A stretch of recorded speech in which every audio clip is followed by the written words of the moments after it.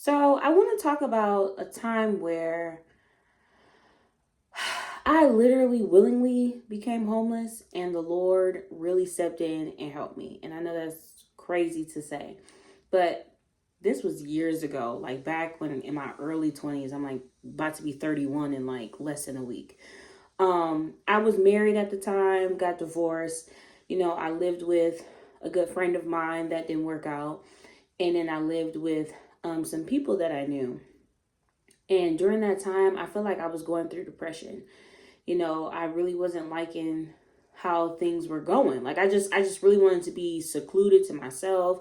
They tried to make me feel a part of the family. I just needed some space, and I just really wasn't liking how things were flowing for me. I really wasn't. And I just, they had went to a conference, and I packed up all my stuff and I left the house willingly, which I know is crazy. Talk about me if you want. It's my story. I don't have no shame about it. I stayed in my car. I still was going to work, and I was like, at the gym, taking showers, blah, blah, blah, blah, blah. I just was trying to get my life together. I was a hot mess. I was everywhere. I was going through the divorce, papers had been signed. I was frustrated at God because I was like, God, I was prophesied to that I was going to be the man of my dreams and I was going to marry him and blah, blah, blah. And it didn't work out. And I was like, what is happening here? I don't have really no place to stay of my own. I had people that I was staying with, but I just didn't really like the atmosphere. I didn't enjoy it. I was feeling depressed, stressed out, worried, all that. So I left. I remember the Lord came through for me tremendously. I was at work, and I was a substitute teacher at the time. And because I've been a substitute teacher and a teacher within the past 10 years, on and off. But the teacher that I was subbing for, I had one moment where I was able to talk to her, and she just randomly said, like, if you ever need anything, let me know. And me, I was like, I'm about to take you up on that offer because I'm like, I didn't move to my car, and that was really a dumb decision. But my mental health, I couldn't take it. I just feel like I needed some space to breathe. And so I call her. She had given me her number. I call her, and it went to voicemail, I remember. And I left a voicemail, and I was like, hey, I willingly became homeless. I really wasn't liking where I was at. I've been going through a lot. If you could just like let me sleep on your floor, like in the corner, I'll be grateful. She called me back. I think she called me back. It's becoming a blur, but I remember the blessing though.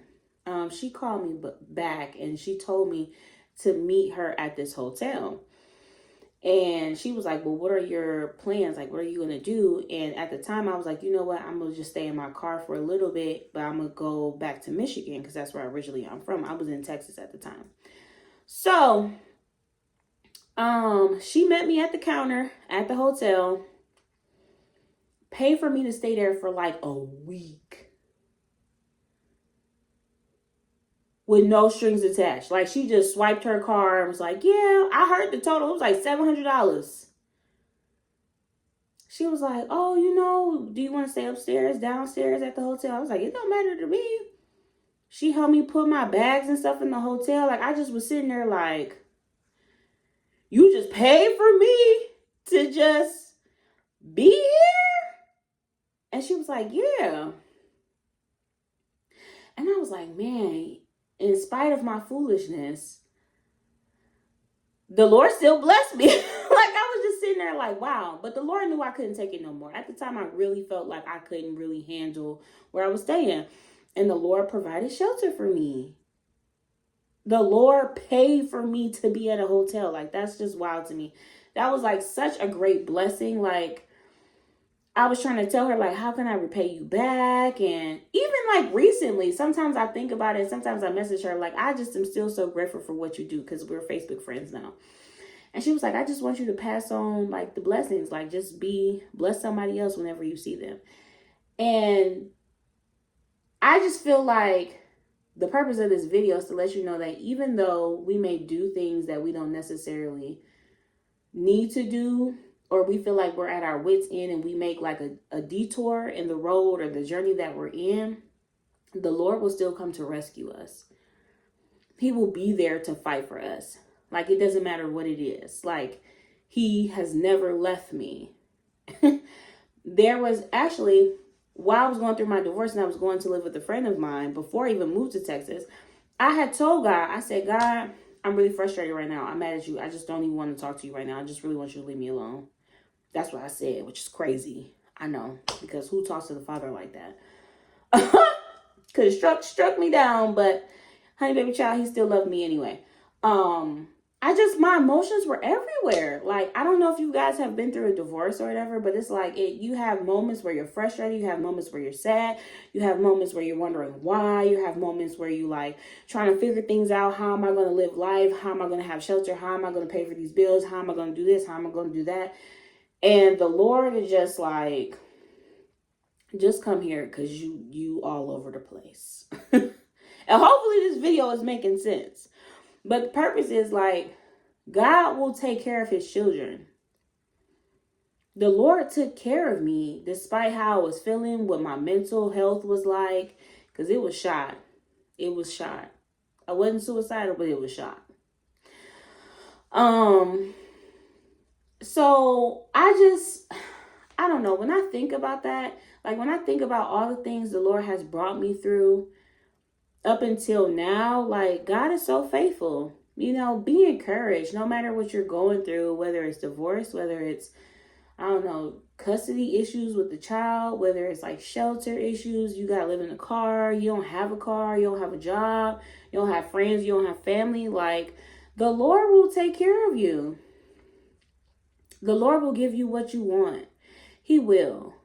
And it's like, you know, sometimes it seems like we don't know when the blessing is going to happen. But when it happens, it's just like it don't even matter how long it took, because the Lord is going to do it and he's going to come through full force. You know, so be mindful, trust God, believe in him, you know, talk to him, tell him, even if you are mad, like I was mad, I said, Lord, I just want you to leave me alone. And for a period of time, I bumped my head. He left me alone. And I was like, dang, I feel dumb. Let me come back to you because I'm all over the place. But I don't sugarcoat anything with God, because he already knows my heart. He knows my intentions. He knows how I feel. He knows how many locks I have in my head, how many hairs I have. He knows everything about me, my DNA. He knows my beginning, my ending, everything. So it's like, I don't sugarcoat anything with him. I literally tell him exactly how I'm feeling. And I think that's what keeps my relationship going with God, because even if I, you know, feel frustrated, I'm still communicating to him that I'm frustrated. It's not like I just give up on him completely, you know, because God doesn't even give up on us. And then like sometimes we're not even in a space where we feel like we can connect with him, but he's still there. He will never leave. He will never leave. I don't care what you go through, whether it's cancer, whether it's heart issues, diabetes, high blood pressure, the Lord is still there. There's a blessing in what you're going through. Like, there's a testimony. There will become a time, you know, where you can say the Lord did X, Y, and Z. So hopefully this makes sense. I just felt like I should share that to you, that during my craziness, the Lord still was there for me. He was, and he'll always be there for you despite, because, you know, we're not perfect. We fall short, you know, but God is faithful. So yeah, be blessed. Love you guys.